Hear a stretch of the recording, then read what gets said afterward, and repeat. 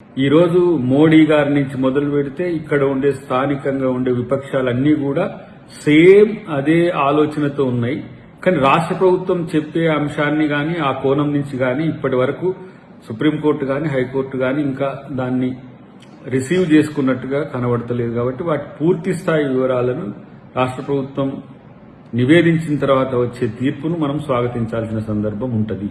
Supreme court అడిగిన ప్రశ్నల్లో ప్రధానంగా పర్యావరణమే ఉండడం, పర్యావరణానికి సంబంధించిన అంశంలో తీసుకోవాల్సిన జాగ్రత్తలు తీసుకున్నారా అనే కోణం నుంచే ప్రశ్నలు వచ్చినట్టుగా మనకు కనబడుతున్నది.